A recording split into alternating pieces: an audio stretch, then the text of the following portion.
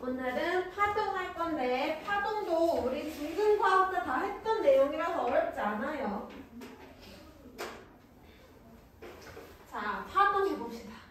자, 내가 긴 밧줄을 하나 들고 와서 가온이한테 한쪽을 주고 내가 한쪽을 들고 있어. 내가 직접 손을 대지 않고 밧줄을 이용해서 가온이를 쳐볼 거야. 그럼 어떻게 하면 돼? 얘를 진동을 주면 돼, 그치? 이렇게 진동을 주면은 진동이 전달해서 가온이를 툭 하고 칠 거야. 이때 내가 손을 직접 안 댔지. 근데 어떻게 가온이를 쳤어? 진동을 줘서 쳤어. 그럼 뭐가 전달된 거야, 가온이한테? 에너지가 전달된 거야, 에너지. 이게 파동이에요. 직접 움직이지 않고, 매질은 직접 움직이는 게 아니야. 직접 움직이지 않고 진동으로 인해서 에너지만 전달되는 현상이 파동이에요. 그래서 파동을 보면은 파동은 진동하면서 에너지를 전달해주는 현상이에요.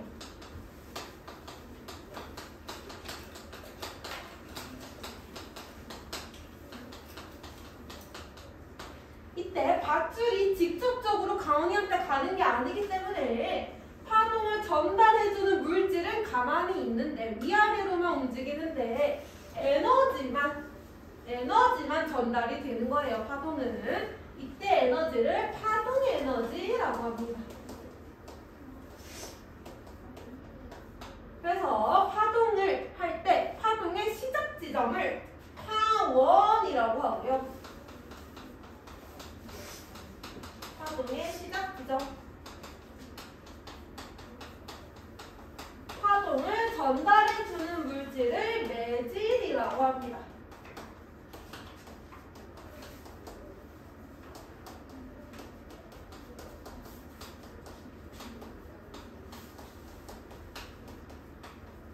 이때 다양한 매질들이 있을 건데 매질을 한번 볼게요.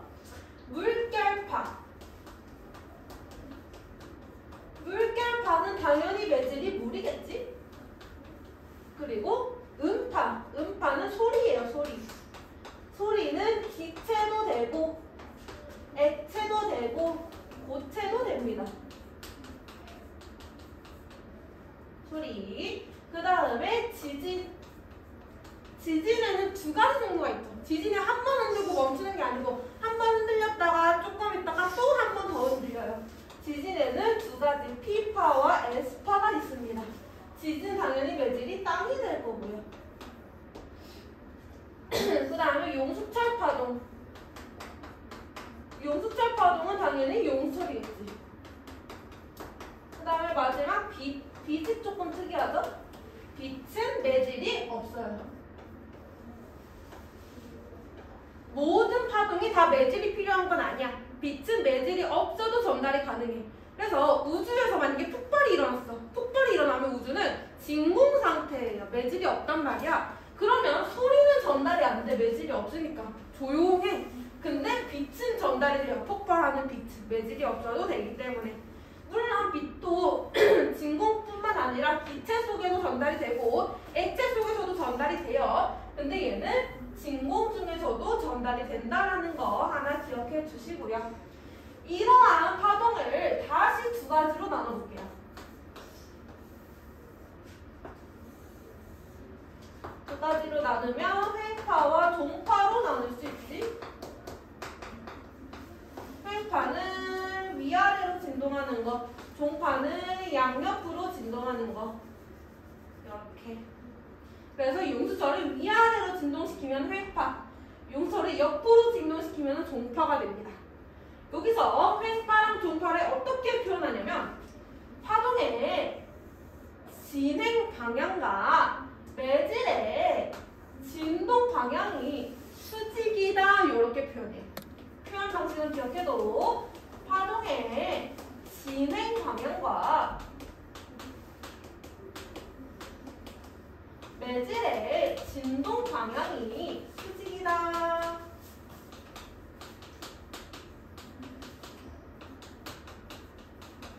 그럼 얘는 종파는 파동의 진행 방향과 매질의 진동 방향이 나란하다라고 하면 되고요. 그 다음에 회파, 종파에서는 예시를 중요하게 여깁니다. 종파에서 예시는 음파와 지진파의 피파. 음파 중에 사람이 들을 수 없는 소리 초음파도 속해요. 음파와 지진파의 피파는 종파고요. 나머지는 다 회파입니다. 물결파, 빛, 지진파의 S파 전부 다 회파에 속해요. 어떤 걸 외워도 상관없는데 회파, 종파의 종류 정도는 기억을 해둡시다. 자, 그 다음에 이제 파동의 요소를 한번 보면은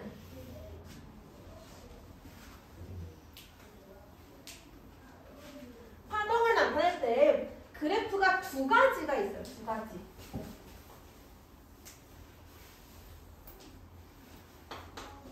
파동의 변이, 위치의 변화라고 표현합니다. 거리에 따른 파동의 변이와 시간에 따른 파동의 변이. 거리 그래프가 하나 있고요. 시간 그래프가 하나 있습니다. 두 가지 그래프에서 알 수 있는 정보가 조금 달라요. 파동, 횡파를 한번 그려보면은 이렇게 그려줄 수 있지. 파동의 가장 윗부분을 마루라고 하죠. 가장 아랫부분은 골이라고 하죠. 얘도 똑같아.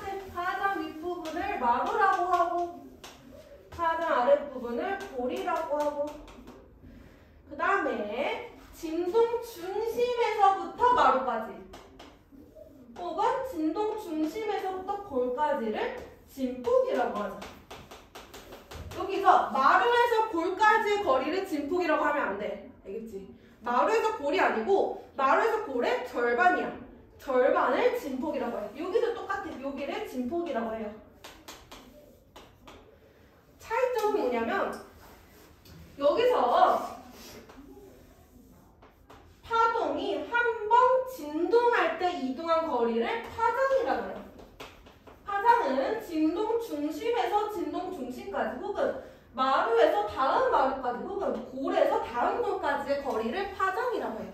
여기는 거리 그래프이기 때문에 이 한 번 진동할 때 이동한 거리가 되는 거야. 파장. 근데 여긴 달라. 한 번 진동할 때 걸린 시간이야. X축이. 그래서 얘는 한 번 진동할 때 걸린 시간 주기라고 하죠. 주기. 여기가 의미하는 게 주기가 됩니다. 쟤는 파장이 되고요. 얘는 주기가 돼요. 문제에서 나오면은 무슨 그래프인지 보고 거기서 알 수 있는 정보로 문제 풀어주시면 됩니다. 그 다음에 주기랑 비슷한데 다른 거 있지? 진동수. 진동수는 1초에 진동하는 횟수. 1초에 진동하는 횟수. 주기는 한 번 진동하는데 걸린 시간. 두 개가 비슷해. 근데 만약에 2초에 100번 진동하는 파동이 있다. 그럼 얘는 진동수가 얼마일까? 50. 그렇지, 50이야. 진동수는 1초에 진동하는 횟수. 1초에는 50번 진동할 거니까 진동수는 50이야. 그럼 주기는 얼마일까?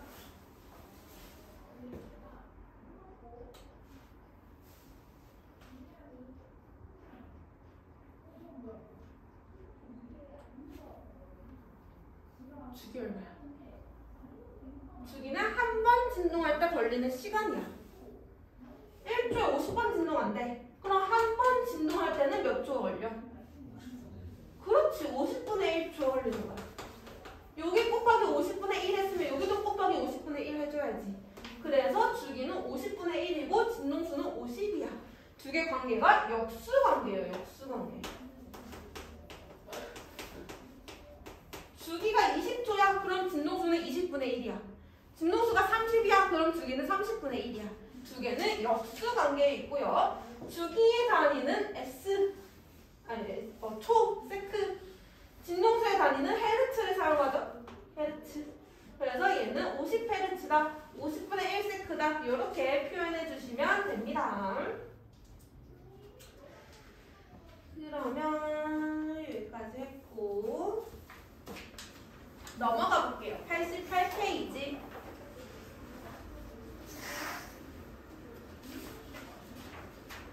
자, 주기와 진동수 얘기를 하면은 속력 얘기를 할 건데 그 전에 저런 식으로 문제가 나올 때 문제 어떻게 푸는지 한번 보고 넘어갈게요.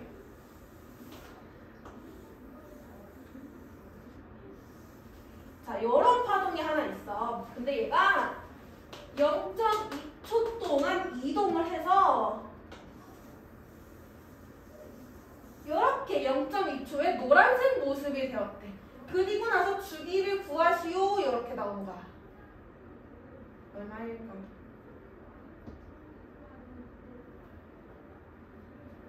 얘가 0초일 때, 얘가 0.2초일 때야. 자, 이런 식으로 문제가 나오면은 칸을 나눠서 문제를 푼다라고 했어요. 자, 진동 중심에 한 칸, 마루에 한 칸, 또 진동 중심에 한 칸, 골에 한 칸. 이렇게 칸을 나누면 칸이 한 번 진동할 때 4칸이 나와요. 한 번 진동할 때. 칸이 계속 나눠주면 이렇게 되겠지. 칸이 4칸이 한 세트야. 4칸을 이동하면 한 번 진동하는 거야. 알겠지? 마루가 여기 있지. 마루가 한 칸, 2칸, 3칸, 4칸을 이동해서 여기 오면 한 번 진동하는 거야. 여기도 마루가 있잖아. 그럼 골도 한 칸, 2칸, 3칸, 4칸 이동하면은 한 번 진동하는 거야. 근데 지금 봐봐. 얘가 마루가 여기, 마루가 처음에 여기 있었어. 근데 0.2초 후에 여기로 갔네? 몇 칸 이동했지? 한 칸 이동했어. 근데 몇 칸이 세트라고 그랬어? 4칸이 세트라고 그랬어. 한 칸 이동할 때 0.2초 걸려. 그럼 4칸 이동할 때는 0.8초 걸려. 얘 주기는 한 번 진동할 때 0.8초가 걸리는 거야. 이렇게 찾아주는 거야. 알겠지? 그래서 칸을 나누면 좀 쉬워. 칸 나누고 몇 칸 이동했는지 확인한 다음에 아 그러면 4칸 이동할 때는 요만큼 걸리겠구나. 이렇게 찾아주면 돼요. 알겠죠? 그래서 저렇게 문제 나오면은 칸 나눠서 4칸 세트로 문제 풀어주시고요.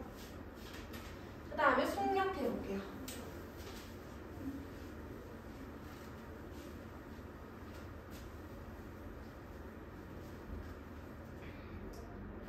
자, 원래 우리가 일상생활에서 속력 구할 때 속력은 시간분의 거리야. 이렇게 보통 속력을 구하죠. 이것도 똑같아요. 파동에서 한 번 진동할 때 걸린 시간과 한 번 진동할 때 이동한 거리로 구해주면 돼. 즉, 주기분의 거리 파장으로 구합니다. 속력은 주기분의 파장. 주기분의 파장. 근데 주기분의 1은 결국엔 진동수랑 똑같아요. 파장 곱하기 진동수. 파장 곱하기 진동수. 자, 이제부터는 얘네를 기호로 나타낼 겁니다. 기호. 주기는 시간이기 때문에 t를 쓰고요. t. 파장은 람다. 진동수는 f. 그래서 얘는 t분의 람다 혹은 람다 곱하기 f. 이렇게 나타내요. 기호로 나올 때 많으니까 기호에 익숙해지면 좋습니다. 자, 그래서 속력을 한번 볼 건데 파장은 매질에 따라서 속력이 달라져요. 매질에 따라서 속력이 달라져. 자, 물결파를 보면은 물결파는 물의 깊이에 따라서 달라져. 물의 깊이가 깊은 곳이 얕은 곳보다 속력이 빠릅니다. 깊이가 깊을수록 속력이 빨라져. 그래서 물의 깊이가 달라지면 속력이 달라지는 거야. 그 다음에 소리. 소리는 매질의 종류에 따라 달라져요. 자, 소리가 전달될 때 에너지를 전달해 줄 거잖아. 그러면 입자, 옆에 있는 입자한테 에너지를 전달 이렇게 전달해 준단 말이야. 근데 이렇게 입자가 떨어져 있으면 얘가 여기까지 가서 전달 이렇게 해줘야 돼. 얘는 갈 때 시간이 걸려. 얘는 바로바로 전달 이렇게 하면 되는데 얘는 여기까지 간 다음에 전달 이렇게 해줘야 된단 말이야. 그래서 이런 경우에 빠른데 이렇게 떨어져 있으면 느려져요. 입자가 빨리 전달을 못 해줘서. 그래서 기체일수록 오히려 느리고 고체일수록 빠릅니다. 고체가 이렇게 따닥따닥 붙어있죠. 그래서 소리는 고체에서 가장 빠르고요. 그 다음이 액체, 그 다음이 기체야. 고체에서 가장 빠르고 그 다음이 액체, 그 다음이 기체. 그래서 우리 기찻길에 가서 기차가 들어오는 소리를 들을 때 가만히 서서 듣는 것보다 기차 선로에 귀를 대고 고체의 진동을 느끼는 게 훨씬 빨리 들려요. 소리가 더 빨리 전달되기 때문에 그래요.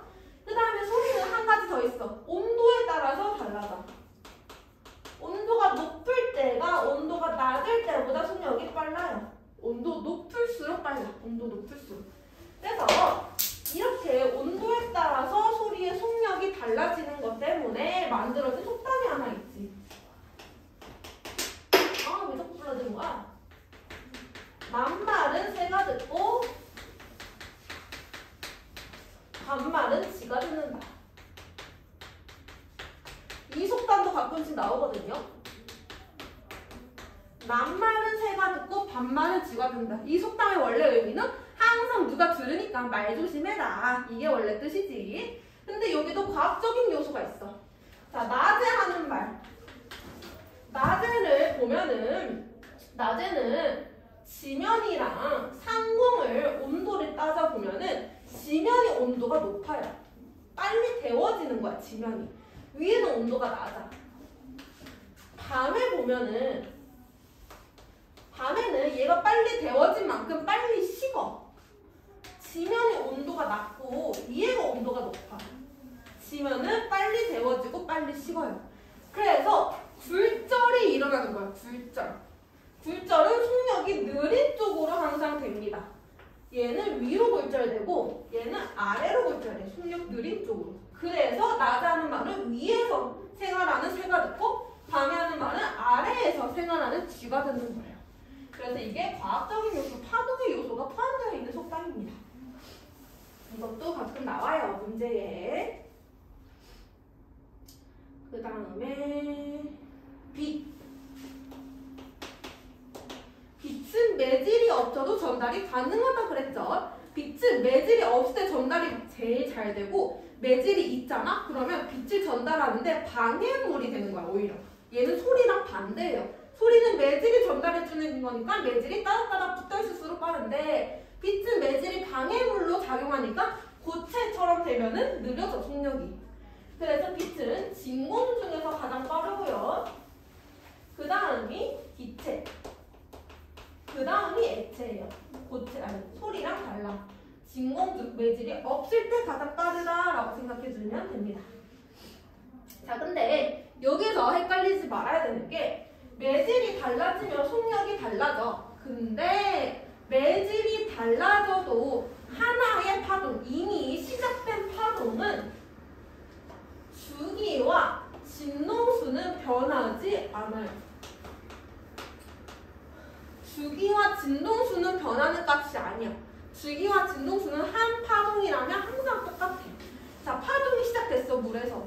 물의 깊이가 얕았다가 물의 깊이가 깊어졌어. 그럼 속력이 달라지겠지, 그지? 근데 주기와 진동수는 똑같아. 그럼 뭐가 달라진 거야? 그렇지. 파장이 달라지는 거야, 파장. 얘가 달라지는 거야. 속력이 빨라지면 파장이 길어지고요. 속력이 느려지면 파장이 짧아져요. 파장이 달라지기 때문에 속력이 달라지는 거지 주기와 진동수가 달라지는 건 아니다. 그거 하나 기억해 주시고요. 그 다음에 파동의 성질을 한번 보면은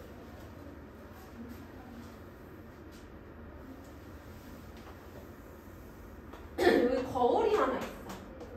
빛이 이렇게 왔어. 그럼 빛이 반사되겠죠? 파동은 이렇게 반사되는 성질을 가지고 있고 이번에는 공기에서 물로 빛을 쐈어. 그럼 매질이 달라지니까 속력이 달라지죠. 속력이 달라지면 얘가 꺾여요. 굴절.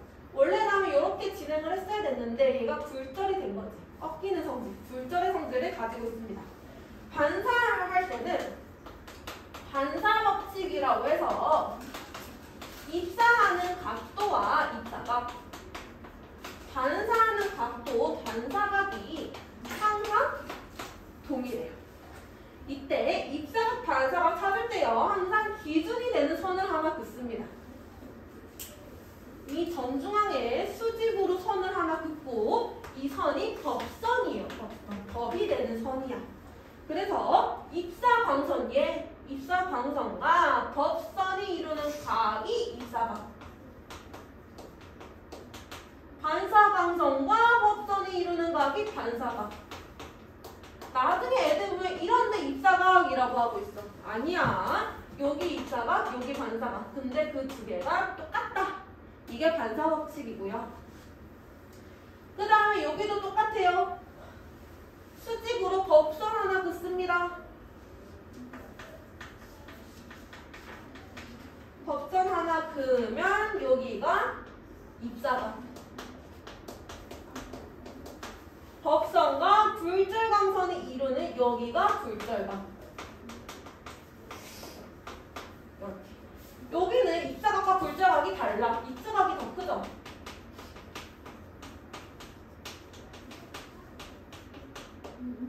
항상 입사각이 더 큰 건 아니야. 언제 각도가 크냐면 속력이 빠른 쪽이 각도가 큽니다.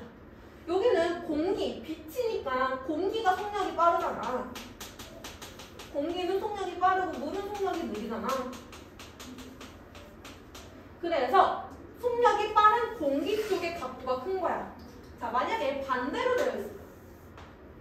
위에가 물, 밑에가 공기. 그래서 들어왔어.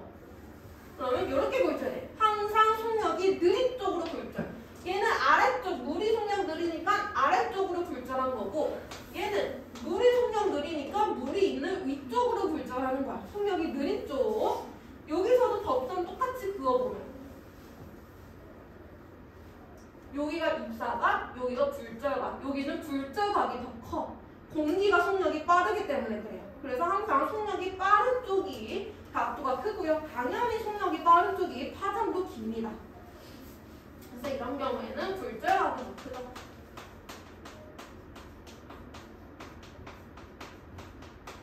그래서 속력이 빠른 쪽으로 굴절을 한다라고 알고 있으면 되고, 그 다음에 입사각을 더 크게 입사를 시킬수록 굴절각도 같이 커져요. 그거는 둘 다 마찬가지야. 입사각이 커질수록 굴절각이 커진다.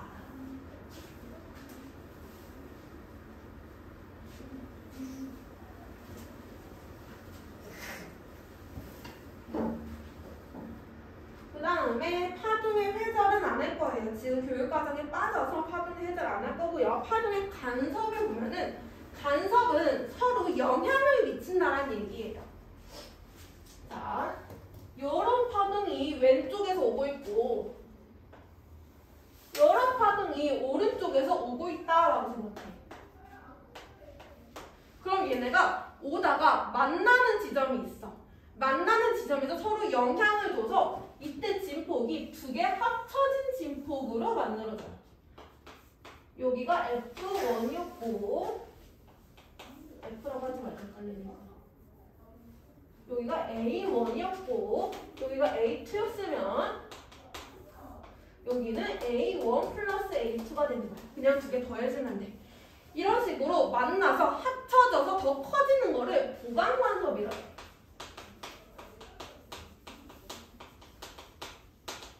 근데 상쇄간섭도 있어.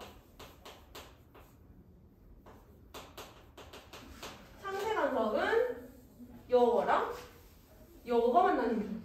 이렇게 한쪽은 마루, 한쪽은 골이 만나면은 중간에서 만나면은 그냥 진폭이 0이 돼버려요. 이게 상쇄간섭 없어지는 거야.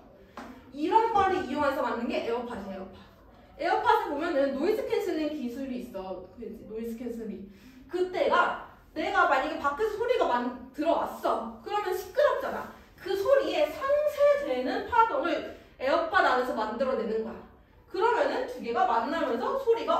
써버려. 그냥 이게 노이즈 캔슬링의 원리예요. 그래서 이런 거를 상쇄 간섭이라고 한다. 근데 얘가 만났다가 다시 진행할 수 있잖아. 진행할 때는 다시 원래대로 돌아와요. 파동의 독립성이라고 합니다. 위에 있는 파동이 두 개 만났어. 얘 두 개 만났어. 그래서 크게 됐어. 그 다음에 다시 원래대로 진행해야지. 그러면 왼쪽은 큰 게 되고 오른쪽은 작은 게 되고 계속 자기 갈 길 가는 거예요. 이거를 파동의 독립성이라고 합니다. 합쳐졌다가 제 갈 길 간다. 별로 어려운 개념은 아니에요. 그래서 여기까지 하면은 88페이지까지 되고요.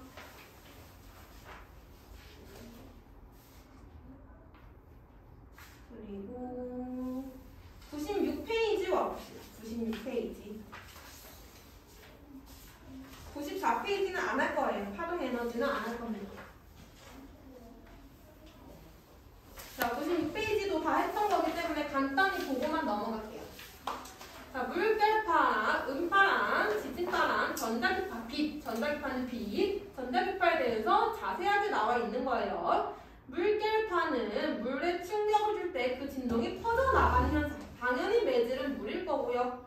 이때 물의 깊이가 일정하면은 진동수와 파장은 일정한데 진폭이 감소합니다. 진폭.